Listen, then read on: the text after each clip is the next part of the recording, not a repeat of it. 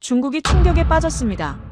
30년 동안 쌓아 올린 히토류 독점, 단 한 나라의 발표로 한순간에 흔들렸기 때문입니다. 전 세계는 지금까지 이렇게 믿어왔습니다. 히토류는 중국이 쥐고 있고 그걸 잃는 순간 산업도 군사력도 멈춘다고 말이죠. 그런데 문제는 이 판을 뒤집은 나라가 미국도 일본도 아니라는 겁니다.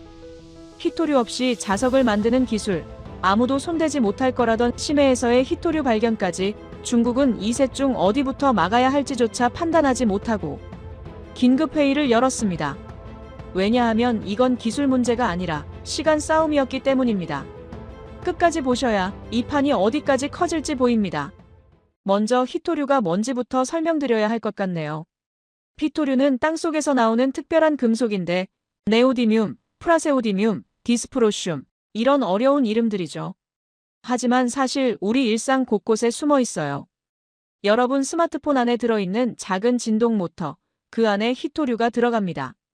전기 자동차가 달리려면 강력한 모터가 필요한데 그걸 만드는 핵심 재료가 바로 히토류죠. 문제는 이 히토류를 전 세계에서 중국이 거의 독점하고 있다는 겁니다. 정확히 말씀드리면 채굴은 다른 나라에서도 할 수 있어요. 미국에도 광산 있고 호주에도 있죠.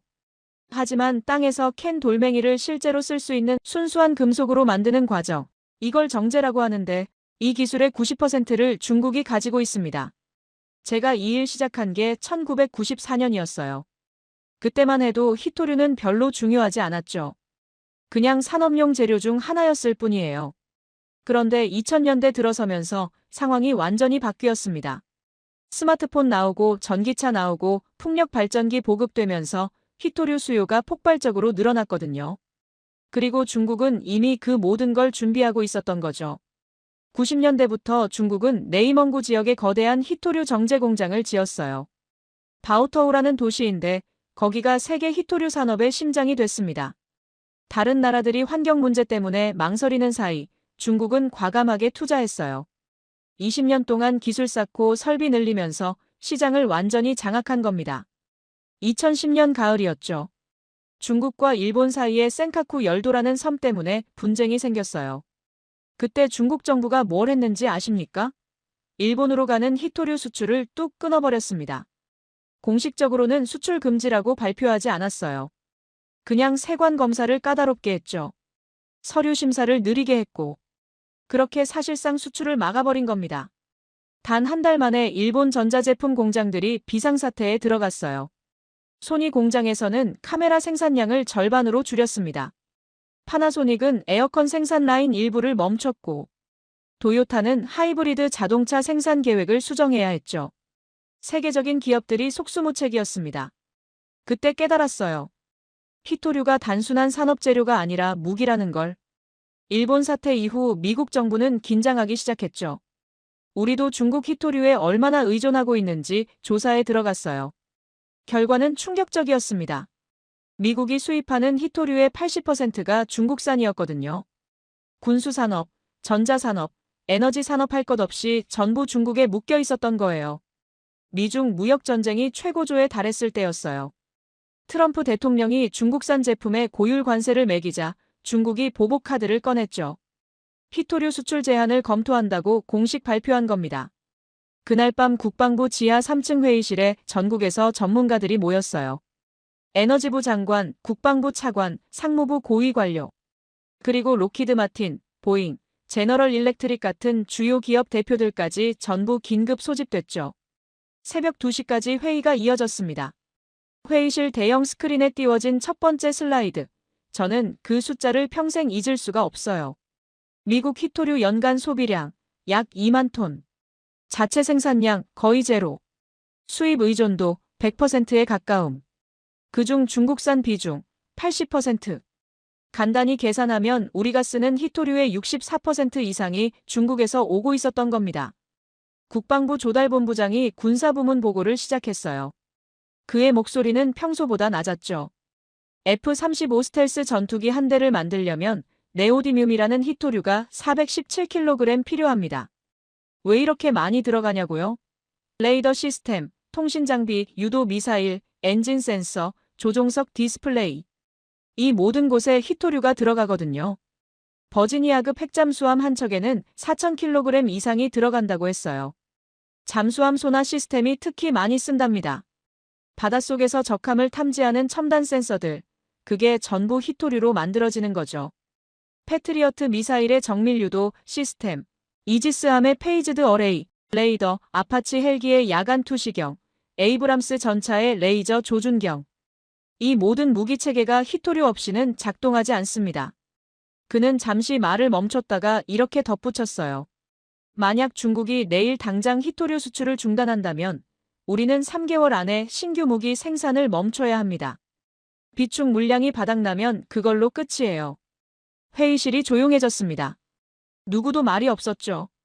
상무부 차관이 민간 부문 보고를 이었어요. 민간은 더 심각했습니다.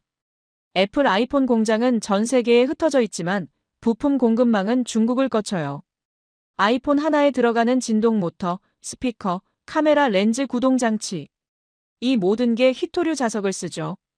애플은 연간 2억 대 이상 아이폰을 만드니까 필요한 히토류 양이 어마어마한 겁니다. 테슬라 전기차 한 대에는 약 1kg의 네오디뮴이 들어가요. 모터를 돌리는 자석을 만드는 데 쓰죠. 테슬라뿐 아니라 GM, 포드, 모든 전기차 회사가 마찬가지예요. 미국 정부가 2030년까지 전기차 1,000만 대 보급을 목표로 하고 있는데 그러려면 히토류가 1만 톤 이상 필요합니다. 풍력 발전기는 더 많이 써요. 대형 풍력 발전기 한 기당 약 600kg의 네오디뮴이 필요하거든요. 미국은 청정에너지로 전환하겠다고 발표했잖아요. 앞으로 10년간 풍력 발전기를 수천 기 세울 계획인데 필요한 히토류를 어디서 구할 겁니까? 그가 마지막으로 화면에 띄운 슬라이드에는 단 한 문장만 적혀 있었어요. 중국이 히토류를 무기화하면 미국 경제가 멈춥니다. 그날 밤 회의 결론은 명확했습니다. 대체 공급망을 구축하라. 무슨 수를 써서라도 중국 의존도를 낮춰라. 그래서 저희 태스크포스가 만들어졌죠. 에너지부와 국방부가 함께 움직이는 특별팀이었어요. 예산은 50억 달러가 배정됐고, 그리고 제가 그 팀의 책임자가 됐습니다. 그때부터 전 세계를 뒤지기 시작했죠. 첫 번째로 간 곳은 호주였어요. 웨스턴 오스트레일리아주에 있는 마운트 웰드 광산, 거기는 중국 다음으로 히토류 매장량이 많은 곳이거든요. 광산을 운영하는 라이나스라는 회사 사장을 만났습니다. 긍정적이었어요. 연간 생산량을 2배로 늘릴 수 있다고 했죠. 하지만 문제가 있었어요. 호주는 채굴만 해요. 캐넨 광석을 정제할 시설이 없었던 겁니다. 환경 규제 때문에 호주 내에서는 정제 공장을 지을 수가 없었거든요. 결국 캐넨 히토류를 말레이시아로 보내서 거기서 정제했는데 말레이시아 공장도 규모가 작아서 중국 공장과는 비교가 안 됐어요. 미국 캘리포니아 마운틴 패스 광산도 다시 열었습니다. 이곳은 한때 세계 최대 히토류 광산이었어요. 90년대까지 미국 히토류 수요 대부분을 여기서 충당했죠. 그런데 2000년대 초에 문을 닫았습니다. 왜냐고요? 중국산이 너무 싸서 경쟁이 안 됐거든요. 중국은 환경 비용을 무시하고 가격을 낮췄고 미국 광산은 견딜 수가 없었던 거예요. 우리는 수억 달러를 들여서 이 광산을 다시 가동했어요. 2020년에 재개장했죠. 하지만 여기도 마찬가지였습니다. 캐넨 광석을 중국으로 보내서 정제해야 했어요. 아이러니했죠. 미국 땅에서 캔 히토류를 중국에 보내서 가공하는 겁니다. 캐나다 북부 지역도 조사했고 그린란드도 갔어요. 베트남, 인도까지 찾아다녔습니다. 히토류가 묻혀있다는 곳이면 어디든 갔죠. 하지만 답은 항상 같았어요. 채굴은 할 수 있어도 정제가 문제다. 왜 정제가 그렇게 어려운 걸까요? 기술 자체는 사실 그렇게 복잡하지 않아요. 화학 공정이거든요. 광석을 잘게 부수고 강한 산으로 녹이고 여러 단계를 거쳐서 순수한 금속을 뽑아내는 거죠. 중학교 과학 시간에 배우는 수준의 화학입니다. 진짜 문제는 환경이에요. 히토류 1톤을 정제하려면 황산이나 염산 같은 독한 화학 약품이 수백 톤 필요해요. 엄청난 양의 물도 쓰고 그 과정에서 나오는 폐수와 폐기물이 어마어마하거든요. 방사성 물질도 조금씩 나와요. 히토류 광석에는 토륨이나 우라늄 같은 방사성 원소가 미량 섞여 있으니까요. 미국이나 유럽에서는 이런 공장을 짓기가 거의 불가능합니다. 환경 영향평가를 통과할 수가 없죠. 주민들이 반대하고 소송이 걸리고 설령 허가를 받아도 환경 기준을 맞추려면 비용이 몇 배로 늘어나요. 중국은 달랐어요. 바오터우 인근에는 거대한 인공호수가 있습니다. 히토류 정제 과정에서 나온 폐수를 모아놓은 곳이에요. 위성사진으로 보면 검은색과 회색이 섞인 기괴한 색깔이죠.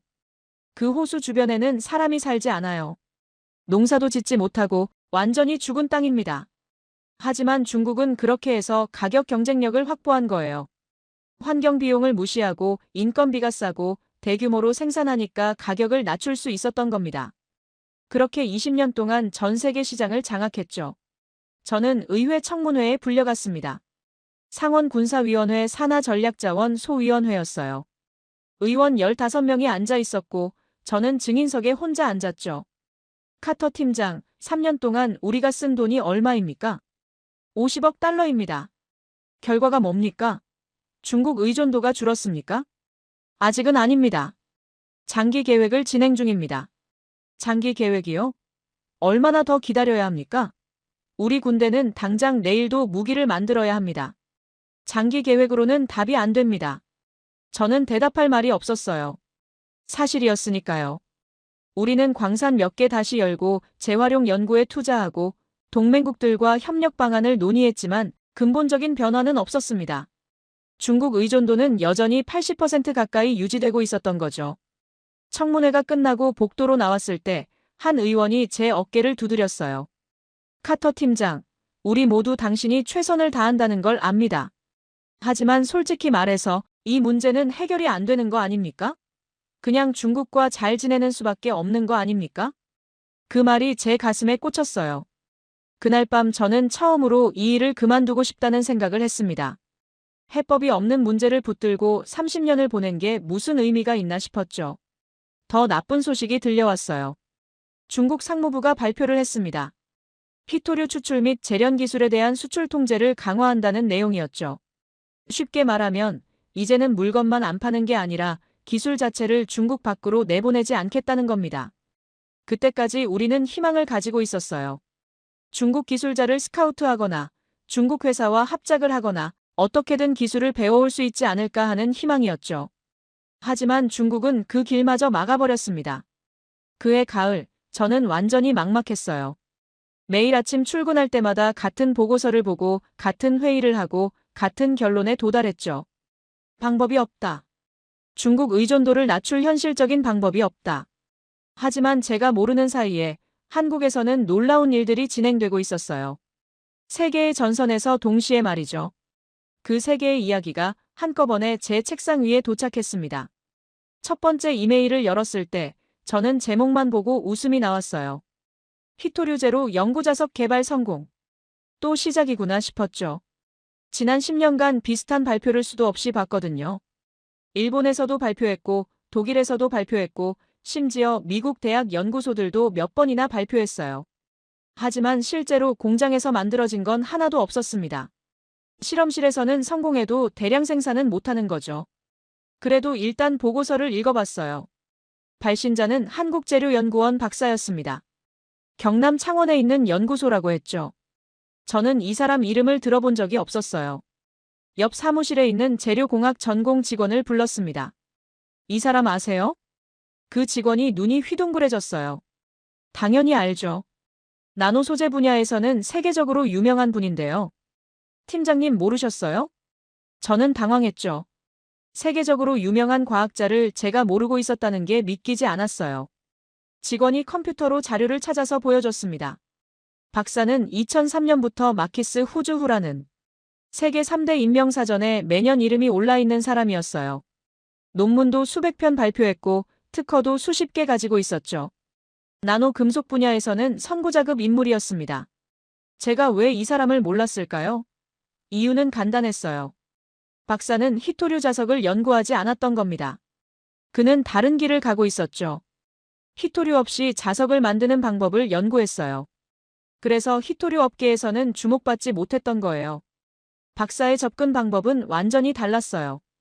다른 연구자들은 히토류를 대체할 다른 히토류를 찾거나 히토류를 조금만 쓰는 방법을 연구했죠.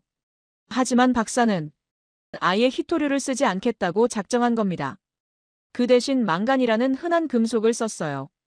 망간은 어디에나 있어요. 철강을 만들 때 넣는 재료죠. 배터리에도 들어가고 가격도 엄청 쌉니다. 히토류에 비하면 거의 공짜 수준이에요. 하지만 문제가 있었죠. 망간으로는 강한 자석을 만들 수 없다는 게 물리학의 상식이었거든요. 박사는 여기서 나노 기술을 쓴 겁니다. 나노라는 말 많이 들어보셨죠? 아주 작은 크기를 말해요. 정확히는 10억분의 1m예요. 머리카락 한 올 굵기가 대략 10만 나노미터니까. 머리카락을 10만 개로 쪼갠 것 중 하나가 1나노미터죠. 금속을 이렇게 작게 만들면 신기한 일이 벌어져요. 성질이 완전히 달라지는 겁니다. 예를 들어 금을 생각해 보세요. 덩어리 금은 반짝반짝 노란색이잖아요. 그런데 금을 나노 크기로 만들면 빨간색이 됩니다. 왜 그럴까요? 빛을 반사하는 방식이 바뀌기 때문이에요. 자석도 마찬가지예요. 똑같은 망간이라도 나노 크기로 만들면 자석의 성질이 훨씬 강해지죠. 문제는 어떻게 나노 크기로 만드느냐였는데 박사는 플라즈마라는 걸 썼습니다. 플라즈마가 뭔지 아십니까? 물질의 네 번째 상태라고 해요. 고체, 액체, 기체는 아시죠? 그 다음이 플라즈마예요. 엄청나게 뜨거운 기체라고 생각하시면 됩니다. 태양 표면이 플라즈마 상태죠.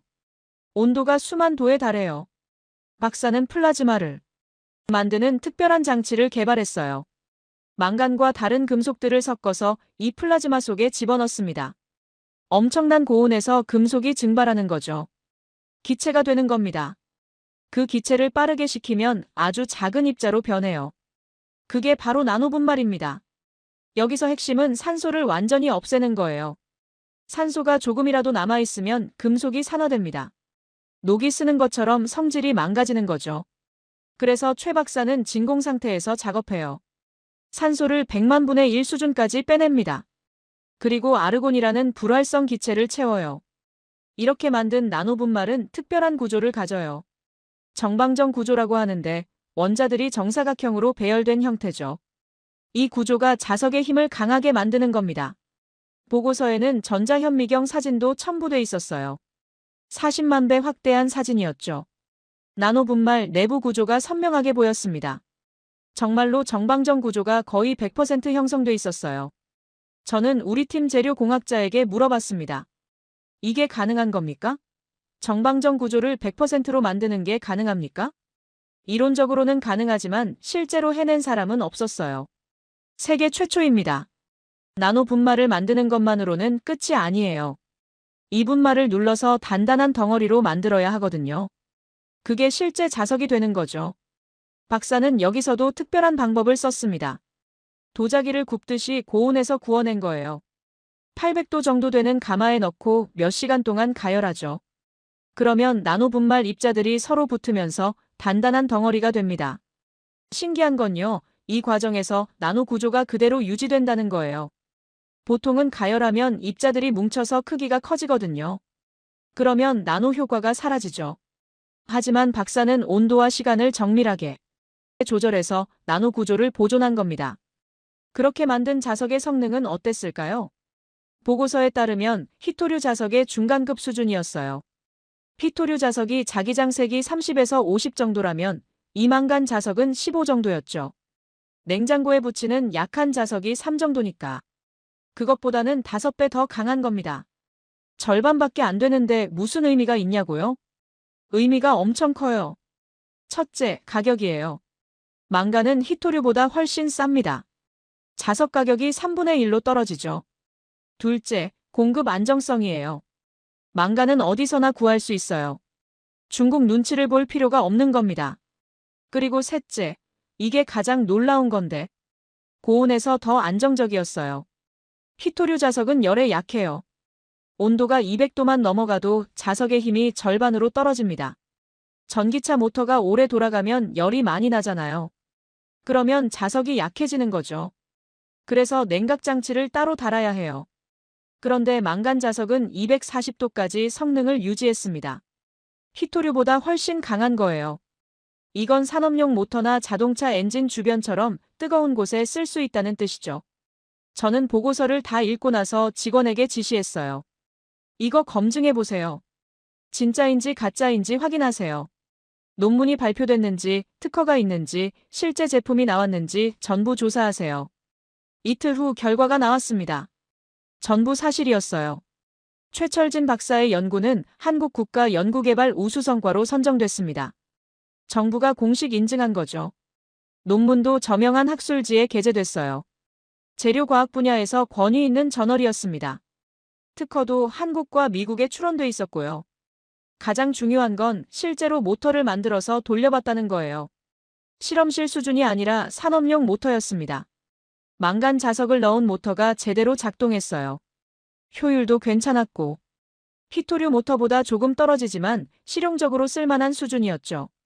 저는 깜짝 놀랐습니다. 이건 단순한 연구 성과가 아니었어요. 상용화가 가능한 기술이었던 겁니다. 그런데 왜 미국에서는 이런 연구가 없었을까요? 저는 의아했죠. 미국에도 훌륭한 과학자들이 많잖아요. 예산도 훨씬 많고. 그런데 왜 히토류 없는 자석을 만들 생각을 못했을까요? 이유를 생각해 봤어요. 우리는 너무 히토류에 집착했던 겁니다. 어떻게든 히토류를 확보하려고만 했죠. 광산을 찾고 재활용을 연구하고 동맹국과 협력하려고 했어요. 하지만 아예 히토류 없이 해결하겠다는 발상은 못했습니다. 최철진 박사는 달랐어요. 그는 20년 전부터 이 길을 걸어왔죠. 주변에서 불가능하다고 말려도 포기하지 않았어요. 묵묵히 연구했습니다. 나노 기술을 개발하고 플라즈마 공법을 완성하고 새로운 합금 조성을 찾아냈죠. 그리고 마침내 성공한 겁니다. 보고서 마지막 페이지에는 향후 계획이 적혀 있었어요. 2025년까지 양산 체계를 구축하겠다고 했죠. 연간 1만 톤 규모로 생산할 수 있는 공장을 짓겠다는 겁니다. 1만 톤이면 전기차 100만 대에 들어갈 자석을 만들 수 있는 양이에요. 저는 흥분했습니다. 이건 게임 체인저였어요. 중국 히토류 독점을 돌파할 첫 번째 실마리였죠. 하지만 저는 아직 두 번째, 세 번째 이메일을 읽지 않았어요. 그 내용을 알았다면 저는 아마 의자에서 벌떡 일어섰을 겁니다. 왜냐하면 한국은 한 개가 아니라 세 개의 해법을 동시에 준비하고 있었으니까요. 두 번째 이메일을 연 순간 저는 제목부터 다시 읽었어요. 고려아연, 미국 테네시주의 히토류 재활용 공장 건설 착수. 재활용이요? 처음에 이해가 안 됐습니다. 히토류를 재활용한다는 게 대체 무슨 말일까요? 쓰레기통에서 주워서 다시 쓴다는 건가? 이메일을 보낸 사람은 고려아연이라는 한국 회사였어요. 저는 이 회사 이름을 들어본 적이 없었죠. 옆 사무실 경제분석관을 불렀습니다. 고려아연이라는 회사 아세요? 당연히 알죠. 세계적인 비철금속 회사예요. 아연 생산량 세계 2위인가 3위 할 겁니다. 한국에서는 아주 큰 회사죠. 아연 회사가 왜 히토류를 한다는 거예요? 그게 바로 흥미로운 부분인데. 이 회사는 지난 몇 년간 사업 영역을 확장하고 있었거든요. 단순히 아연만 만드는 게 아니라 여러 금속을 다루기 시작했어요. 저는 고려아연에 대해 조사를 시작했습니다. 그리고 놀라운 사실을 발견했죠. 고려아연은 2022년부터 미국에서 조용히 회사들을 사들이고 있었어요. 어떤 회사들일까요? 전자 폐기물을 처리하는 회사들이었습니다. 쉽게 말하면 고장난 스마트폰, 낡은 컴퓨터, 폐기된 전기차 배터리. 이런 걸 모아서 분해하는 회사들이죠. 왜 이런 회사들을 샀을까요? 처음에는 이해가 안 됐어요. 그런데 자료를 더 파보니까 퍼즐이 맞춰지기 시작했습니다. 전자 폐기물 속에 히토류가 들어있거든요. 스마트폰 한 대를 분해하면 아주 작은 자석이 나와요. 진동 모터에 들어있는 자석이죠. 그 자석이 네오디뮴으로 만들어진 히토류 자석입니다. 한 개당 1g도 안 돼요. 하지만 전 세계에서 매년 폐기되는 스마트폰이 몇 대나 될까요? 10억 대가 넘어요. 전기차는 더 많이 들어있습니다. 전기차 모터 하나당 약 1kg의 네오디뮴이 들어가거든요. 미국에서만 매년 수만 대의 전기차가 폐기돼요. 사고가 나거나 너무 오래돼서 못 쓰게 된 차들이죠. 그 차들을 분해하면 수십 톤의 히토류를 얻을 수 있어요. 풍력 발전기도 마찬가지예요. 대형 풍력 발전기는 수명이 약 20년입니다. 구형 발전기들이 지금 교체 시기에 들어가고 있죠. 한 기당 600kg의 네오디뮴이 들어있어요. 문제는 이걸 어떻게 다시 꺼내느냐였습니다. 자석을 그냥 녹이면 안 돼요. 히토류뿐 아니라 철, 붕소, 다른 금속들이 섞여 있거든요. 이 복잡한 혼합물에서 순수한 히토류만 골라내는 게 기술이죠. 그리고 그 기술은 매우 어렵습니다. 기존 방식은 화학적 추출이었어요. 강한 산으로 전부 녹인 다음 화학 반응을 이용해서 히토류를 분리해내는 거죠. 하지만 이 방법은 문제가 많아요. 엄청난 양의 화학약품이 필요하고 유독 폐기물이 나오고 비용도 많이 듭니다. 고려아연은 다른 방법을 찾았어요. 이메일에 첨부된 자료를 보니까 고려아연이 미국의 알타 리소스라는 회사와 파트너십을 맺었다고 했습니다. 알타 리소스. 저는 이 회사도 처음 들어봤죠. 우리 팀 생명공학 전공 직원에게 물어봤어요. 알타 리소스라는 회사 아세요? 아, 그 회사요. 바이오 채굴 기술로 유명한 스타트업이에요. 바이오 채굴이 뭡니까? 미생물이나 단백질을 이용해서 금속을 추출하는 기술이죠. 화학약품 대신 생물학적 방법을 쓰는 거예요. 저는 놀랐습니다. 미생물로 금속을 뽑아낸다고요? 그게 가능한 일입니까? 직원이 설명을 시작했어요. 알고 보니 이건 자연에서 이미 일어나고 있는 일이었습니다. 어떤 미생물들은 금속을 먹고 살아요. 특정 박테리아는 구리를 좋아하죠. 다른 박테리아는 철을 좋아하고, 이런 미생물들을 광산에 뿌려서 금속을 추출하는 기술이 이미 칠레 구리 광산 같은 데서 쓰이고 있거든요. 알타 리소스는 여기서 한 걸음 더 나갔습니다. 미생물 전체를 쓰는 게 아니라 미생물이 만드는 특수한 단백질만 뽑아서 쓴 거예요. 이 단백질은 특정 금속에만 달라붙는 성질이 있어요. 마치 자석처럼 말이죠. 복잡한 혼합물에 이 단백질을 넣으면 어떻게 될까요? 단백질이 히토류에만 달라붙습니다. 그러면 히토류를 쉽게 분리할 수 있죠. 화학약품을 쓰지 않아도 되고 환경오염도 없어요. 제가 놀란 건 이 기술의 정밀도였어요. 히토류는 17가지 원소가 있어요. 네오디뮴, 프라세오디뮴, 디스프로슘, 터뷴. 다 비슷비슷하게 생겼죠. 화학적 성질도 거의 같고. 그래서 이걸 하나하나 분리하는 게 엄청 어려워요. 중국이 정제 기술을 독점한 이유가 바로 이겁니다. 그런데 알타 리소스의 단백질 기술은 이 17가지를 각각 구분할 수 있었어요. 네오디뮴만 골라내는 단백질, 디스프로슘만 골라내는 단백질. 이런 식으로 맞춤형 단백질을 만들 수 있었던 겁니다. 고려아연은 바로 이 기술을 확보한 거죠. 자료를 더 읽어보니까 계획이 구체적이었어요. 테네시주에 공장을 짓겠다는 건데. 왜 테네시주일까요? 거기에 고려아연이 이미 가지고 있는 땅이 있었습니다. 고려아연은 테네시주에 페달포인트라는 자회사를 두고 있었어요. 원래는 다른 금속을 다루는 회사였는데 그 회사 부지 일부를 히토류 재활용 공장으로 쓰겠다는 계획이었죠. 땅도 이미 있고 기본 인프라도 갖춰져 있으니 빨리 시작할 수 있었던 겁니다. 생산 계획도 명확했어요. 2027년 상업 가동 목표, 그러니까 지금부터 1년 후죠. 첫 단계로 연간 100톤 규모로 시작하겠다고 했습니다. 100톤이면 얼마나 되는 걸까요? 전기차로 따지면 10만 대 분량이에요. 풍력 발전기로는 약 160기 분량이고 미국 전체 히토류 수요의 약 0.5%죠. 적은 것 같지만 의미가 큽니다. 왜냐하면 이건 시작일 뿐이고 규모를 계속 늘릴 계획이었으니까요. 생산 품목도 구체적이었습니다. 네오디뮴, 프라세오디뮴, 디스프로슘, 터뷴. 이 네 가지였어요. 왜 하필 이 네 가지일까요? 이것들이 가장 중요하고 가장 비싼 히토류이기 때문이에요. 네오디뮴은 자석의 기본이죠. 프라세오디뮴은 네오디뮴과 섞어서 성능을 높여요. 디스프로슘은 고온에서 자석이 약해지는 걸 막아주고 터뷴도 비슷한 역할을 합니다. 이 네 가지만 있으면 최고급 연구자석을 만들 수 있어요. 저는 계산기를 두드려 봤습니다. 현재 네오디뮴 가격이 킬로그램당 약 $100예요. 연간 100톤을 생산한다면 매출이 $10,000죠. 이건 순수한 네오디뮴 가격이고 실제로는 산화물 형태로 팔기 때문에 가격이 더 붙어요. 프라세오디뮴, 디스프로슘, 터뷴은 더 비싸고 전부 합치면 연간 수천만 달러 규모의 사업입니다. 하지만 돈보다 중요한 게 있었어요.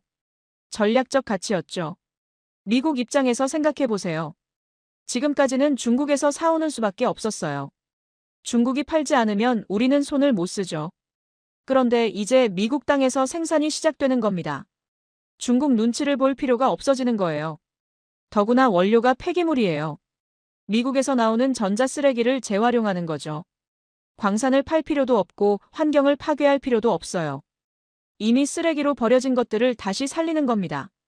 완벽한 순환 경제죠. 저는 고려아연이 얼마나 치밀하게 준비했는지 보고 놀랐어요. 2022년부터 미국 전자 폐기물 회사들을 인수했잖아요. 왜 이렇게 일찍 시작했을까요? 원료 확보 때문이에요. 재활용 공장을 지어도 원료가 없으면 소용없죠. 고려아연은 미리 원료 공급망을 구축해 놓은 겁니다. 페달포인트라는 자회사도 마찬가지예요. 테네시주에 이미 금속 처리 시설이 있었잖아요. 전기, 물, 도로, 인력 다 준비돼 있었던 거죠. 새로 땅을 사고 인프라를 깔 필요가 없었어요. 시간과 돈을 엄청나게 아낀 겁니다. 알타 리소스와의 파트너십도 절묘했어요. 고려아연은 금속 처리 노하우가 있죠. 70년 넘게 비철 금속을 다뤄온 회사니까요. 알타 리소스는 최신 바이오 기술이 있고 둘이 합치니까 시너지가 난 겁니다. 자료를 읽다가 한 문장이 눈에 들어왔어요. 이번 프로젝트는 테네시주 건설 중인 크루서블 재련소와 연계하여 추진됩니다. 크루서블 재련소. 이게 뭘까요? 검색해봤습니다. 고려아연은 테네시주에 거대한 재련소를 짓고 있었어요. 크루서블이라는 이름의 공장인데 구리, 니켈, 코발트 같은 여러 금속을 한꺼번에 처리하는 복합 재련소였죠. 투자액이 수십억 달러에 달했습니다. 이 재련소 옆에 히토류 재활용 공장을 짓는다는 거예요. 왜 그럴까요? 시너지 때문이죠. 전기차 배터리를 재활용한다고 생각해보세요. 배터리 안에는 리튬, 니켈, 코발트가 들어있어요. 모터에는 히토류가 들어있고 한 번에 다 처리할 수 있으면 효율이 엄청나게 올라가잖아요. 크루서블 재련소에서 배터리를 처리해요. 리튬, 니켈, 코발트를 뽑아내죠. 바로 옆 히토류 공장에서 모터를 처리합니다. 네오디뮴, 디스프로슘을 뽑아내고 전기차 한 대를 완벽하게 재활용하는 겁니다. 저는 감탄했어요. 이건 단순히 공장 하나 짓는 게 아니었죠. 완전한 밸류체인을 구축하는 거였습니다. 폐기물 수거부터 금속 추출, 정제, 판매까지 전 과정을 고려아연이 컨트롤하는 거예요. 이메일 마지막 부분에는 고려아연 회장의 말이 인용돼 있었어요. 이번 협력은 한미 핵심 광물 공급망의 중추 역할을 수행하겠다는 전략의 연장선입니다. 히토류 분야에서도 중요한 이정표가 될 것입니다. 한미 핵심 광물 공급망의 중추. 이 표현이 제 머리에 꽂혔습니다. 고려아연은 단순히 돈을 벌려는 게 아니었어요. 미국과 한국의 전략적 파트너십을 만들려는 거죠. 미국은 안정적인 히토류 공급을 확보하고 한국 기업은 미국 시장에서 사업 기반을 다지고 윈윈이에요. 더 중요한 건 중국을 압박할 수 있다는 거였죠. 지금까지 중국은 가격을 마음대로 조절할 수 있었어요. 경쟁자가 없었으니까요. 그런데 미국의 재활용 공장이 생기면 상황이 달라져요. 중국이 가격을 너무 올리면 재활용이 경쟁력을 갖게 되죠. 중국이 수출을 막으면 미국은 재활용으로 버틸 수 있고 알타 리소스 최고 경영자의 말도 인용돼 있었습니다. 이번 파트너십은 미국이 자국 내 히토류 공급망을 실질적으로 구축하는 첫 사례가 될 것입니다. 첫 사례 이 단어가 중요해요. 첫 번째라는 건 앞으로 더 많이 생길 수 있다는 뜻이거든요. 고려아연이 성공하면 다른 회사들도 따라할 거예요. 재활용 산업이 커질 겁니다. 저는 직원들에게 지시했어요. 이 프로젝트 진행 상황을 계속 모니터링하세요. 건설 일정, 기술 검증, 인허가 절차, 전부 추적하세요. 며칠 후 보고가 올라왔습니다. 놀라운 사실이 더 있었어요. 고려아연은 이미 테네시주 정부와 협의를 마쳤다고 했어요. 주 정부가 세제 혜택을 주기로 했죠. 일자리를 만들고 첨단 산업을 유치한다는 명분이었어요. 연방 정부도 관심을 보이고 있었습니다.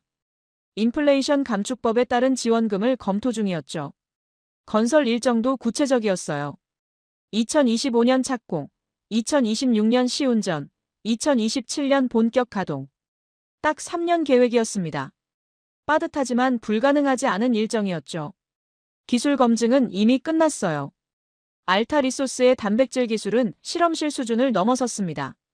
파일럿 플랜트를 돌려봤고 실제로 고순도 희토류 추출에 성공했죠. 순도가 99.9%였어요. 중국산과 똑같은 수준이었습니다. 인력 계획도 세워져 있었어요. 초기에 직원 200명을 고용하고 생산량이 늘어나면 500명까지 늘릴 계획이었죠. 테네시주 입장에서는 좋은 일자리가 생기는 겁니다.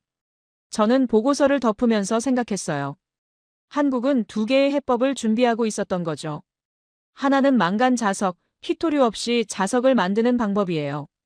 다른 하나는 고려아연의 재활용, 폐기물에서 희토류를 뽑아내는 방법이고, 두 개만으로도 충분히 놀라웠어요. 중국 독점을 돌파할 실질적인 방법들이었으니까요. 그런데 제 책상 위에는 아직 세 번째 이메일이 남아 있었습니다. 저는 그 이메일을 열면서 이렇게 생각했죠. 이것도 비슷한 내용이겠지. 또 다른 기술 개발 이야기겠지. 하지만 세 번째 이메일은 차원이 달랐어요. 한국은 망간 자석으로 단기 대응을 준비하고 재활용으로 중기 대응을 준비했죠. 그리고 세 번째는 장기 대응이었습니다. 아예 희토류를 직접 캐내겠다는 계획이었어요. 그것도 지구에서 가장 가기 힘든 곳에서 말이죠. 세 번째 이메일을 열었을 때 저는 한참 동안 화면을 멍하니 쳐다봤어요. 한국지질자원연구원 서태평양 심해 탐사 성공. 마리아나 해구 인근 수심 5,800m에서 8,000m 지점에서 고농도 희토류 발견. 수심 5,800m요? 제가 잘못 읽은 건가 싶어서 다시 봤습니다. 아니었어요. 5,800m에서 8,000m 사이였죠. 이게 얼마나 깊은 곳인지 감이 안 오실 거예요. 에베레스트 산 높이가 8,848m잖아요. 거의 그만큼 깊은 바다 밑입니다. 햇빛이 전혀 들어가지 않아요. 수압이 어마어마하고 1제곱센티미터당 800kg이 넘는 압력이에요. 사람이 맨몸으로 가면 순식간에 으깨져 버리죠. 그런 곳에서 희토류를 찾았다고요? 발견 장소가 구체적으로 나와 있었어요. 괌 동쪽 마리아나 해구 인근 서태평양 공해였습니다. 공해라는 게 중요해요. 어느 나라 것도 아닌 바다죠. 탐사를 한 배 이름도 나와 있었어요. 탐해 3호. 한국이 가진 물리탐사 연구선이라고 했습니다. 2023년 7월에 출항했다고 했죠. 왜 이제야 발표하는 걸까요? 이 의문은 나중에 풀렸습니다. 한국은 조용히 일을 진행하고 확실한 결과가 나온 후에야 발표했던 거예요. 탐사 방법도 설명돼 있었어요. 피스톤 코어링이라는 기술을 썼다고 하더라고요. 저는 이 용어를 처음 들어봤죠. 우리 팀 지질학자에게 물어봤습니다. 피스톤 코어링이 뭡니까? 바다 밑 퇴적물을 뽑아내는 방법이에요. 긴 파이프를 바다 밑에 꽂아서 흙을 통째로 빼내는 거죠. 마치 빵에 구멍을 뚫듯이요. 수심 8,000m에서 그게 가능합니까? 쉽지 않죠. 파이프가 엄청 길어야 하고 배가 정확한 위치를 유지해야 하고 시료가 올라오는 동안 변형되지 않게 해야 해요. 고난이도 기술입니다. 한국이 그 기술을 가지고 있었다는 얘기죠. 보고서에 따르면 한국 연구팀은 3곳을 선정했대요.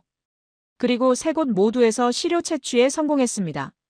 이 문장을 읽는 순간 제 등골이 오싹했어요. 3곳 모두에서요? 바다 밑 탐사는 도박이거든요. 성공률이 매우 낮아요. 보통 10군데를 시도하면 한두 군데에서 의미 있는 결과가 나올까 말까 하죠. 왜 그럴까요? 바다 밑은 보이지 않아요. 지도가 없죠. 어디에 뭐가 있는지 정확히 알 수 없어요. 위성으로 볼 수도 없습니다. 바닷물이 모든 걸 가리거든요. 음파 탐사를 해도 한계가 있어요. 바다 밑 지형은 알 수 있지만 그 속에 어떤 광물이 있는지는 직접 파봐야 하죠. 그래서 심해 탐사는 대부분 실패해요.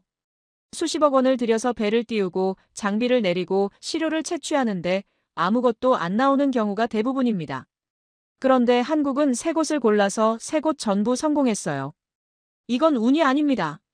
어디를 파야 할지 정확히 아는 기술이 있다는 뜻이죠. 보고서에 그 비결이 나와 있었어요. 방대한 해저지층 자료를 정밀 분석하여 희토류가 집중될 수 있는 지역을 사전에 특정했습니다. 해저지층 자료를 분석했다고요? 어떻게요? 우리 팀 해양지질 전문가를 불러서 물어봤습니다. 이게 가능한 겁니까? 바다 밑 지층을 분석해서 희토류가 어디 있는지 미리 알 수 있습니까? 이론적으로는 가능해요. 희토류는 특정한 지질 환경에서 농축되거든요. 화산 활동이 있었던 지역, 해저, 온천이 있는 곳, 특정 광물이 퇴적된 지역. 이런 조건들을 분석하면 가능성이 높은 지역을 추릴 수 있죠. 하지만 실제로 하려면 엄청난 데이터가 필요하겠죠? 그렇죠. 수십 년치 해양 탐사 데이터, 지진파 분석 자료, 해저 화산 활동 기록.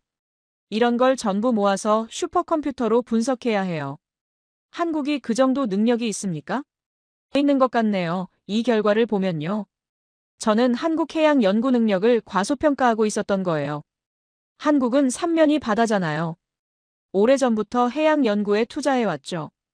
그리고 조선 산업이 세계 1위예요. 배를 만드는 기술과 바다를 연구하는 기술은 연결돼 있거든요. 발견한 히토류의 농도도 놀라웠어요. 최대 3100ppm, 평균 2000ppm 이상. ppm은 100만 분율이에요.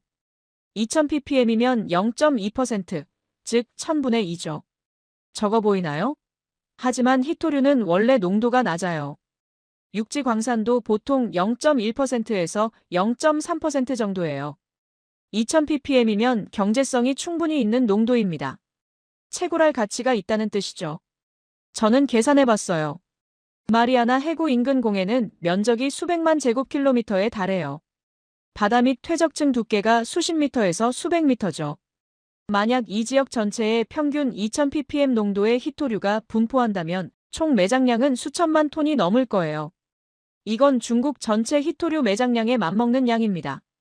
물론 전부 캘 수는 없어요. 바다 밑이니까 채굴 비용이 엄청나게 비싸죠. 하지만 일부만 캐도 수십 년 쓸 수 있는 양이에요. 보고서에는 다음 계획도 나와 있었어요. 데이터 정밀도를 높여 대한민국만의 독자적인 해저자원 영토를 확보하겠습니다. 해저자원 영토 이 표현이 중요해요. 바다는 원래 누구 것도 아니잖아요. 특히 공해는 인류 공동의 영역이죠. 하지만 해저 광물 자원은 달라요. 국제해저기구라는 UN 산하기관이 관리하거든요. 이 기구의 규칙이 중요합니다. 공해 해저 자원은 먼저 발견하고 데이터를 제출한 나라가 독점 탐사권을 얻어요. 다른 나라는 그 지역에서 탐사할 수 없죠. 일종의 선점 제도예요. 한국은 바로 이걸 노리고 있었던 겁니다. 2023년 7월에 1차 탐사를 했죠. 세 곳에서 고농도 히토류를 확인했어요. 2024년 4월에 2차 탐사를 해서 데이터를 더 모으고 그 다음 국제해저기구에 신청서를 내는 거예요.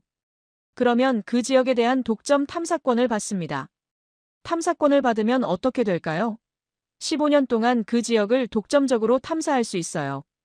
상업적 채굴 계획을 세우고 기술을 개발하고 투자자를 모을 수 있죠. 다른 나라는 손도 못 대요. 이건 엄청난 자산입니다. 영토는 아니지만 사실상 한국 것이 되는 거예요. 저는 지도를 펼쳐놓고 위치를 확인했어요. 마리아나 해구 인근 괌 동쪽 약 1000km 지점. 전략적으로도 좋은 위치였습니다. 미국 영토인 괌과 가까워요. 중국과는 멀리 떨어져 있고 한국 입장에서는 안전하게 작업할 수 있는 곳이죠. 그런데 한 가지 의문이 들었어요. 왜 탐사하고도 지금까지 발표를 안 했을까요? 보통은 성공하면 바로 발표하잖아요. 그래야 국제적으로 인정받으니까요. 자료를 더 읽어보니까 답이 나왔어요. 한국은 조용히 진행했던 겁니다. 언론에 알리지 않았죠. 학계에도 발표하지 않았어요. 1차 탐사 결과를 내부적으로만 검증했습니다. 그리고 2차 탐사 준비를 완벽하게 끝낸 후에야 발표했던 거예요. 왜 이렇게 했을까요? 전략적 판단이었습니다. 중국도 심해 탐사를 할 수 있거든요. 배도 있고 기술도 있죠. 한국이 발견한 지역 근처로 중국 탐사선이 달려갔을 거예요. 국제해저기구 규칙상 먼저 신청서를 내는 나라가 이겨요. 한국이 1차 탐사만 하고 발표했다면 중국이 빠르게 2차 탐사를 해서 먼저 신청서를 낼 수도 있었던 거죠. 그래서 한국은 참았습니다. 조용히 2차 탐사를 준비했어요. 그리고 2차 탐사가 임박한 시점에 발표한 거예요. 이렇게 하면 중국이 따라올 시간이 없죠. 저는 감탄했어요. 이건 단순한 과학 연구가 아니었습니다. 지정학적 전략이었던 거예요. 보고서에는 한국지질자원연구원 센터장의 말이 인용돼 있었어요. 2차 탐사로 데이터 정밀도를 높여 대한민국만의 독자적인 해저자원 영토를 확보하겠습니다.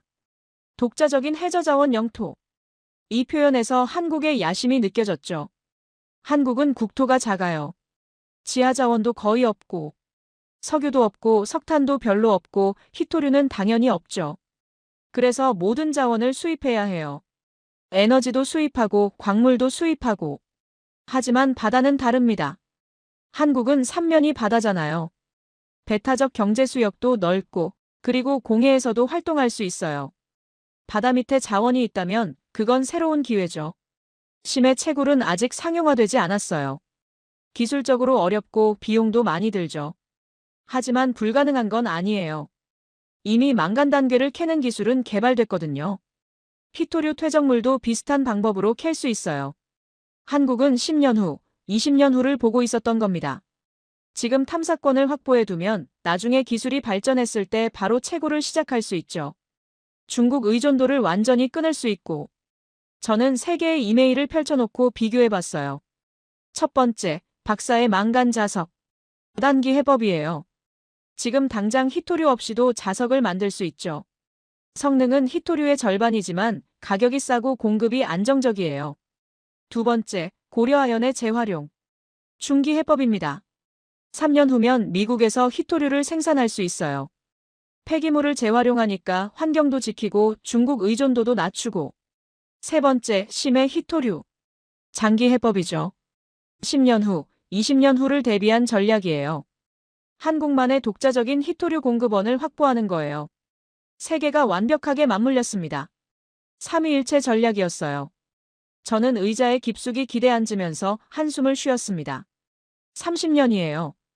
제가 이 문제와 씨름한 시간이 30년이죠. 미국 정부의 막대한 예산을 쓰고 최고의 전문가들과 협력하고 전 세계를 뒤졌지만 답을 찾지 못했어요. 그런데 한국은 3년 만에 세계의 해법을 준비한 겁니다. 아니, 정확히는 3년이 아니었죠. 20년 전부터 연구했고, 고려아연은 2022년부터 준비했고, 심해 탐사는 아마 더 오래전부터 계획됐을 거예요. 한국은 조용히, 묵묵히, 치밀하게 준비해왔던 겁니다. 그리고 모든 걸 동시에 공개했죠. 하지만 저는 아직 한 가지를 이해하지 못하고 있었어요. 왜 동시에 공개했을까요? 왜 하나씩 발표하지 않고 한꺼번에 터뜨렸을까요? 그 답은 다음 며칠 동안의 분석에서 나왔습니다. 그리고 그 답을 알았을 때 저는 한국의 전략적 사고에 다시 한번 놀랐죠. 사흘 동안 저는 사무실에 틀어박혀서 세 개의 보고서를 계속 읽었어요. 첫 번째 날은 각각을 따로따로 분석했죠. 박사의 망간 자석, 고려아연의 재활용 공장, 심해 히토류 탐사. 세 개 모두 인상적이었어요. 하지만 그냥 인상적인 수준이었죠. 둘째 날, 저는 이 세 가지를 연결해서 보기 시작했습니다. 그때부터 뭔가 보이기 시작했어요. 셋째 날 아침, 저는 화이트보드 앞에 섰어요. 세 개의 원을 그렸죠. 각 원 안에 세 가지 프로젝트를 적었습니다. 그리고 원들 사이에 선을 그으며 연결점을 찾기 시작했어요. 그때 깨달았습니다. 이건 우연이 아니었어요. 한국은 3중 방어선을 구축하고 있었던 거예요. 그것도 각 방어선이 서로 다른 시간대를 커버하도록 설계된 완벽한 전략이었죠. 제1선은 대체 기술이었습니다. 망간 자석, 이건 지금 당장 쓸 수 있는 해법이에요. 히토류가 없어도 되죠. 성능은 히토류 자석의 중간급 정도지만 그래도 충분한 용도가 많아요. 생각해보세요. 가전제품용 모터는 최고 성능이 필요하지 않거든요. 세탁기, 청소기, 선풍기.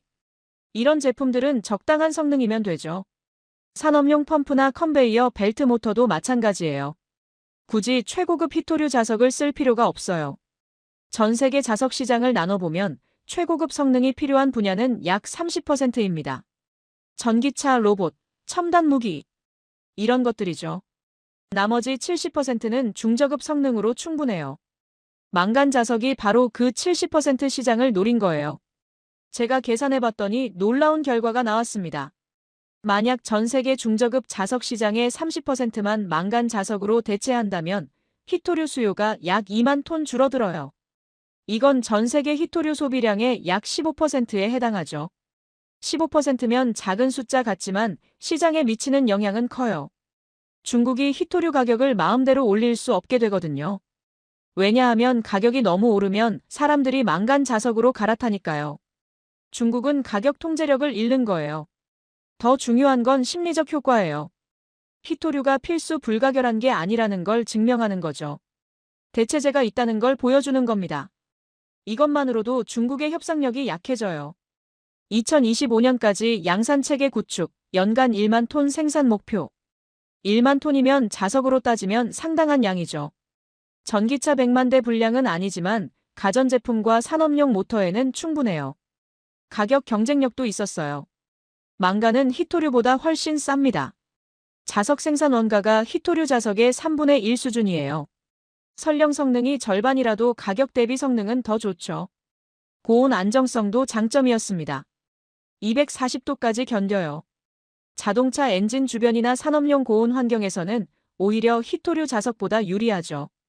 제1선 방어, 대체 기술 체크. 제2선은 재활용이었습니다. 고려아연의 미국 공장, 이건 중기 해법이에요. 2027년 가동 시작, 그러니까 지금부터 1년 후죠. 그때부터 미국 땅에서 히토류가 생산돼요. 연간 100톤 생산 목표. 이게 얼마나 되는지 다시 계산해봤어요. 미국의 연간 히토류 소비량이 약 2만 톤이에요. 100톤이면 0.5%, 그러니까 절반 퍼센트죠. 작아 보이나요? 하지만 이건 시작일 뿐이에요. 1단계가 100톤이고 2단계가 성공하면 확장할 계획이었거든요. 2030년까지 500톤 목표, 그러면 미국 소비량의 2.5%를 커버하죠.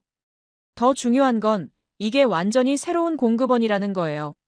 지금까지 히토류는 광산에서 캤잖아요. 땅을 파고 광석을 캐고 정제하고 환경 파괴가 심하고 새로운 광산을 여는데 10년 이상 걸려요. 재활용은 달라요. 원료가 이미 있어요. 폐스마트폰, 폐전기차, 폐풍력 발전기. 이런 것들이 매년 쌓이거든요. 미국에서만 매년 수백만 대의 전자기기가 버려져요. 그 안에 히토류가 잠들어 있죠. 고려아연은 이미 원료 공급망을 확보했습니다. 2022년부터 전자 폐기물 처리 회사들을 인수했거든요. 미국 전역에서 폐기물을 모을 수 있는 네트워크가 갖춰진 거예요. 알타리소스의 단백질 기술도 검증됐어요. 실험실을 넘어서 파일럿 플랜트까지 돌렸죠. 99.9% 순도로 히토류를 추출했어요. 중국산과 동일한 품질이에요. 그리고 입지도 완벽했습니다. 테네시주 크루서블 제련소 옆에 지어요. 크루서블은 전기차 배터리를 재활용하는 거대 공장이죠. 배터리에서 리튬, 니켈, 코발트를 뽑아내요. 바로 옆에서 모터를 처리하면서 히토류를 뽑고 한 대의 폐전기차가 들어와요. 배터리는 크루서블로 가고 모터는 히토류 공장으로 가죠. 완벽한 순환 시스템이에요. 물류 비용이 절감되고 효율이 극대화되는 거예요. 제가 감탄한 건 확장성이었어요. 광산은 확장하기 어려워요. 새로운 광맥을 찾아야 하고 환경평가를 받아야 하고 10년 이상 기다려야 하죠. 하지만 재활용 공장은 달라요. 원료만 있으면 공장을 늘리면 되거든요. 2년이면 새 라인을 추가할 수 있어요. 미국의 전기차 보급이 늘어나면 어떻게 될까요? 10년 후면 매년 수백만 대의 전기차가 팔려요. 20년 후면 그 차들이 폐차되고 엄청난 양의 히토류가 재활용 시장에 나오는 거죠. 고려아연은 그 미래를 보고 있었던 겁니다. 지금 인프라를 깔아놓으면 10년 후, 20년 후에 거대한 사업이 되는 거예요. 심해 히토류 탐사. 이건 장기 해법이에요. 당장 쓸 수는 없죠. 심해 채굴 기술은 아직 상용화되지 않았거든요. 하지만 10년 후, 20년 후에는 가능해질 거예요. 한국은 지금 땅을 확보하고 있는 겁니다. 국제해적기구에 탐사권을 신청하면 15년 독점권을 받아요. 그 15년 동안 기술을 개발하죠. 심해 채굴 로봇, 퇴적물 펌핑 시스템, 해상 정제 플랫폼. 이런 것들을 준비해요. 15년 후면 기술이 성숙합니다. 그때 상업 채굴을 시작하는 거죠. 그러면 한국은 자체 히토류 공급원을 갖게 돼요. 더 이상 어느 나라에도 의존하지 않아요. 제가 추정한 매장량이 수천만 톤이에요. 한국이 연간 1만 톤씩 캔다고 해도 수천 년 쓸 수 있는 양이죠. 사실상 무한 공급원이에요. 위치도 전략적입니다. 괌 동쪽, 미국 영향권 아니에요. 중국이 방해하기 어려워요. 한국 해군이 보호할 수도 있고 필요하면 미국 해군과 협력할 수도 있죠. 공해이기 때문에 어느 나라 것도 아니지만 탐사권을 가진 한국이 사실상 주인이에요. 다른 나라는 접근조차 못해요. 저는 화이트보드에 큰 그림을 그렸습니다. 가로축은 시간이에요. 지금부터 시작해서 30년 후까지 그렸죠. 세로축은 중국 의존도예요. 100%에서 0%까지 그렸어요. 현재 상황을 점으로 찍었습니다. 미국의 중국 히토류 의존도 80%, 80점의 점을 찍었어요. 2025년 박사의 망간 자석이 양산돼요. 중저급 시장 30%를 잠식하죠. 의존도가 80%에서 70%로 떨어져요. 2027년 고려아연 공장이 가동돼요. 연간 100톤, 미국 소비량의 0.5%를 생산하죠. 의존도가 70%에서 65%로 떨어져요. 2030년 재활용 공장이 확장돼요. 연간 500톤, 미국 소비량의 2.5%를 생산하죠. 의존도가 65%에서 55%로 떨어져요. 2035년 망간 자석 시장 점유율이 50%로 늘어나요. 의존도가 55%에서 40%로 떨어져요. 2040년 심해 채굴이 시작돼요. 연간 5,000톤 생산, 미국 소비량의 25%를 공급해요. 의존도가 40%에서 15%로 떨어져요.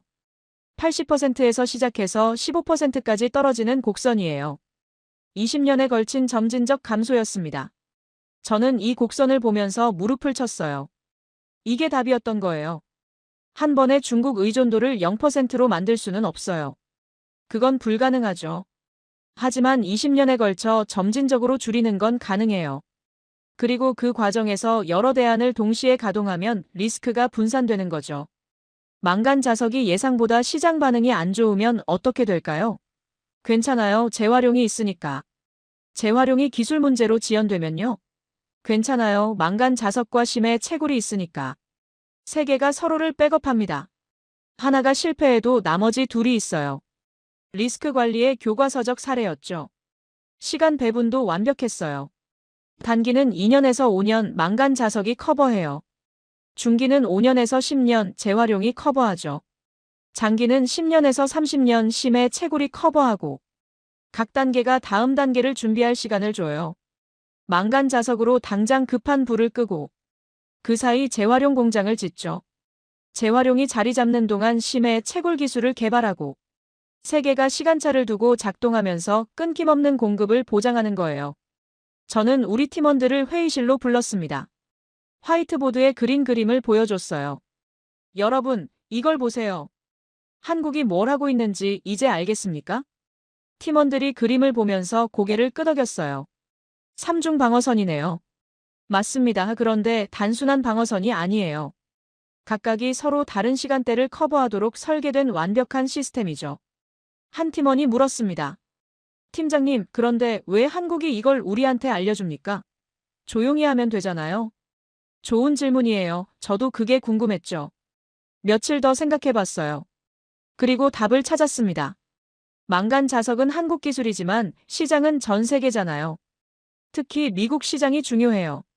미국 기업들이 망간 자석을 채택해야 성공하는 거죠. 재활용은 더 명확해요. 공장이 미국 땅에 있어요. 미국 정부의 지원이 필요하죠. 세제 혜택, 환경 인허가 이런 것들을 받으려면 미국과 협력해야 해요. 심해 채굴도 마찬가지예요. 괌 근처 바다죠. 미국 해군이 작전하는 해역이에요. 미국의 묵인이나 지원이 있으면 훨씬 안전해요. 한국은 전략적 파트너가 필요했던 겁니다. 그 파트너가 바로 미국이고 그래서 한국은 정보를 공개한 거예요. 우리 팀한테 이메일을 보냈죠. 보세요. 우리가 이런 걸 준비하고 있어요. 이건 여러분한테도 도움이 될 거예요.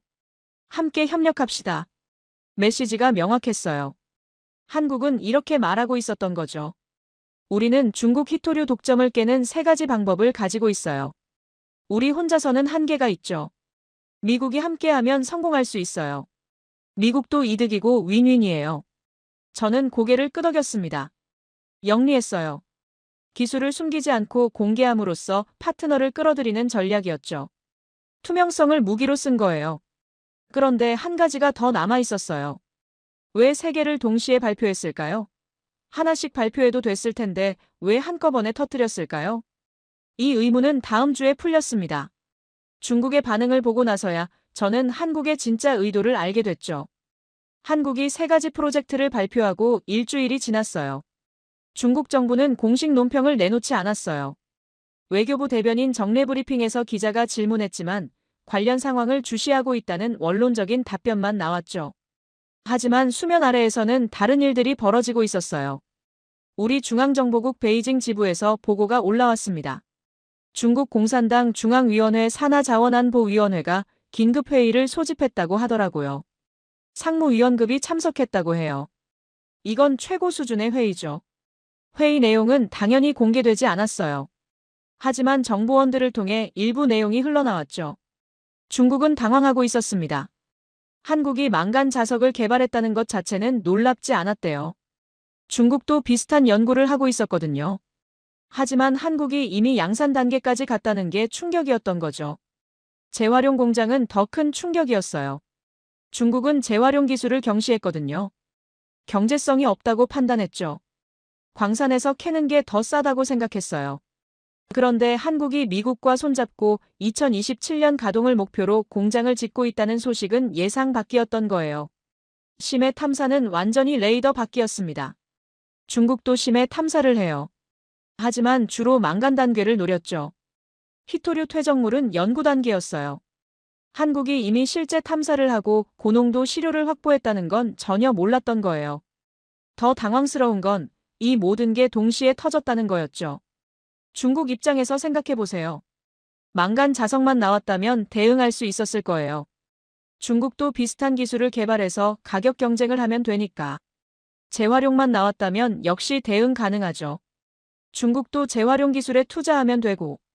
하지만 3개가 동시에 나오니까 어디에 대응해야 할지 모르는 거예요. 망간 자석에 대응하려면 연구 개발비를 쏟아부어야 해요. 재활용에 대응하려면 해외 공장을 지어야 하고. 심해 탐사에 대응하려면 탐사선을 보내야 하죠. 3곳에 동시에 자원을 투입하기 어려운 거예요. 더구나 각각이 다른 시간대에 작동하잖아요. 망간 자석은 2년 후, 재활용은 3년 후, 심해 채굴은 15년 후예요. 중국은 단기, 중기, 장기를 동시에 대응해야 하는 거죠. 저희 정보 분석가가 보고서를 올렸어요. 중국은 전략적 딜레마에 빠졌습니다. 3가지에 동시 대응하기 어렵죠. 우선순위를 정해야 하는데 어디에 집중할지 결정하지 못하고 있어요. 바로 이거예요. 제가 찾던 답이었죠. 한국이 왜 3개를 동시에 발표했는지 이제 알겠더라고요. 하나씩 발표했다면 중국이 각계격파할 수 있었을 거예요. 망간 자석이 나오면 중국이 집중해서 대응하죠. 가격을 낮추거나 비슷한 기술을 개발하거나 정치적 압력을 넣어요. 한국의 시도를 무력화시키는 거예요. 그 다음 재활용이 나오면 또 집중 대응하고. 그렇게 하나하나 막을 수 있었겠죠.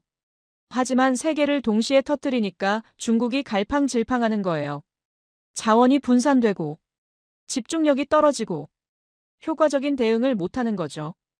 이건 군사 전략에서 나오는 개념이에요. 다방면 공격, 적의 방어선을 여러 곳에서 동시에 압박하면 적은 병력을 분산할 수밖에 없거든요. 어느 한 곳이 뚫리는 거예요. 한국은 경제전쟁에서 이 전략을 쓴 겁니다. 더 영리한 건 타이밍이었어요. 한국은 2023년 7월에 심해 탐사를 했잖아요. 하지만 바로 발표하지 않았어요. 6개월 동안 침묵했죠. 왜 그랬을까요? 다른 2 프로젝트를 기다렸던 거예요. 망간 자석은 2023년 말에 국가 우수 성과로 선정됐어요. 고려아연의 재활용 공장은 2024년 1월에 파트너십이 확정됐고 심해 탐사는 2023년 7월에 완료됐죠. 3개의 타이밍이 비슷하게 맞춰진 거예요. 우연일까요? 아니죠. 계획된 거예요. 다른 2 프로젝트가 준비될 때까지 기다렸죠. 그리고 3개가 모두 준비되자 2024년 1월에 동시 발표한 겁니다. 이렇게 하면 최대 효과를 낼 수 있었어요. 언론의 주목도가 극대화되죠. 하나씩 나오면 각각 이틀 정도 뉴스에 나오다 잊혀요. 하지만 3개가 동시에 나오면 일주일 내내 톱뉴스예요. 전 세계가 주목하는 거죠. 투자자들의 관심도 끌어요.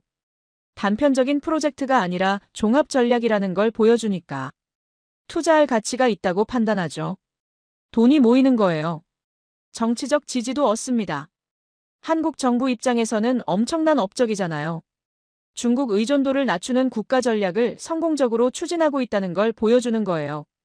국민들이 자랑스러워하고 정치적 자산이 되죠. 그리고 가장 중요한 건 중국을 압박하는 거였어요.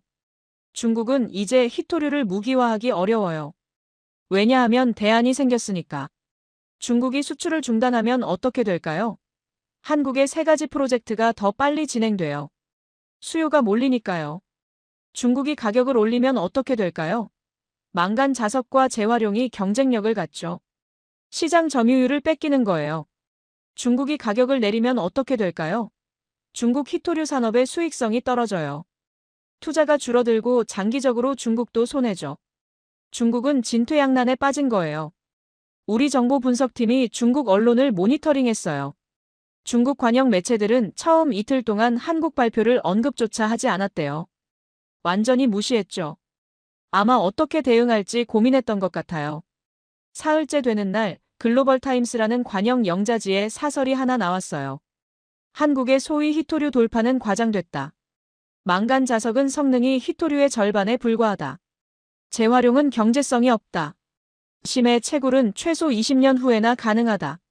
중국의 히토류 산업은 여전히 세계 최강이다. 전형적인 폄하 전략이었죠. 하지만 논조가 방어적이었어요. 자신감이 없어 보였어요. 그 다음 주 중국 상무부가 발표를 했습니다. 중국은 히토류 산업 고도화에 매진한다. 차세대 영구자석 기술에 500억 위안을 투자한다. 재활용 기술도 강화한다. 이건 사실상 한국을 따라가겠다는 선언이었어요. 중국도 위기감을 느꼈다는 증거였죠. 더 흥미로운 건 일본의 반응이었습니다. 일본 경제산업성이 긴급 보고서를 냈어요. 한국의 히토류 전략을 분석하는 내용이었죠. 결론은 명확했습니다. 일본도 유사한 전략을 추진해야 한다. 한국과 협력 방안을 모색해야 한다. 일본은 2010년 센카쿠 사태 때 중국한테 당한 기억이 있잖아요. 히토류 수출 중단으로 큰 타격을 받았죠. 그래서 한국의 움직임에 민감하게 반응한 거예요. 일본 정부는 한국 정부에 접촉했어요. 비공식 채널을 통해서요. 망간 자석 기술 협력을 타진했죠. 재활용 공장 합작 투자를 제안했고 한국은 환영했습니다. 파트너가 많을수록 좋으니까. 중국을 압박하는 연합전선이 강화되는 거죠. 유럽연합도 움직였어요. 유럽연합 집행위원회가 성명을 냈습니다. 히토류를 포함한 핵심 광물의 공급망 다변화를 추진한다. 한국을 중요한 파트너로 고려한다. 독일, 프랑스 기업들이 고려아연에 연락했대요. 유럽에도 비슷한 재활용 공장을 지을 수 있는지 문의했죠. 한국의 세 가지 프로젝트는 도미노 효과를 일으킨 거예요. 미국, 일본, 유럽이 모두 중국 히토류 의존도를 낮추려고 움직이기 시작했어요. 한국이 방법을 제시했고 다른 나라들이 따라오는 거죠. 중국 입장에서는 악몽이에요. 한 나라가 아니라 여러 나라가 동시에 탈중국을 추진하잖아요. 시장이 빠르게 축소되는 거예요. 저는 이 모든 상황을 보면서 감탄했습니다. 한국은 단순히 기술을 개발한 게 아니었어요. 지정학적 판을 짠 거죠. 세 가지 프로젝트를 동시 발표함으로써 전 세계의 주목을 받았어요. 중국을 압박하고 동맹국들을 끌어들이고 산업 생태계를 재편한 거예요. 그리고 가장 영리한 건 조용히 준비했다는 거였죠. 한 박사는 20년 동안 묵묵히 연구했어요. 주변에서 불가능하다고 해도 포기하지 않았죠. 언론에 나서지도 않았어요. 그냥 자기 일을 한 거예요. 고려아연은 2022년부터 미국 회사들을 인수했어요. 조용히 했죠. 큰 발표도 없었고. 차근차근 원료 공급망을 구축했어요. 심해 탐사는 2023년 7월에 했지만 6개월간 발표를 안 했죠. 조용히 2차 탐사를 준비했어요. 왜 이렇게 조용히 했을까요? 중국을 자극하지 않기 위해서였어요. 만약 프로젝트마다 크게 발표했다면 중국이 각각에 대응했을 거예요. 2010년에 발표했다면 중국이 바로 대응 기술을 개발했겠죠. 고려아연이 2022년에 발표했다면 중국이 정치적 압력을 넣었을 거고, 조용히 준비하고 확실한 결과가 나온 후에 모든 걸 동시에 공개하는 전략. 이게 한국 특유의 방식이었던 거예요. 저는 한국 문화를 연구한 적이 있어요. 한국 속담 중에 이런 게 있거든요. 낱말은 새가 듣고 반말은 쥐가 듣는다.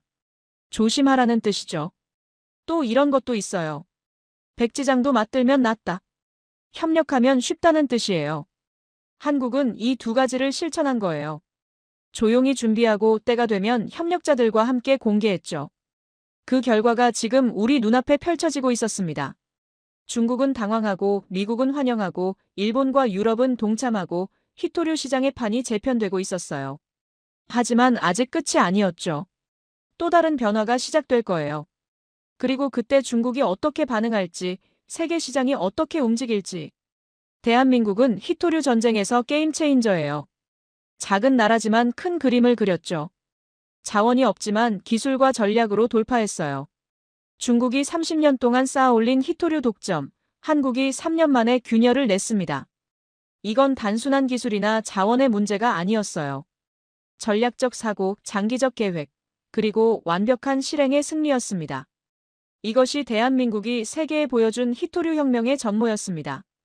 여러분은 어떻게 보셨나요? 1번, 한국 정말 자랑스럽다. 2번, 중국 반응이 궁금하다. 댓글로 여러분의 생각을 들려주세요. 이 영상이 더 많은 분들께 닿을 수 있도록 공유 부탁드립니다.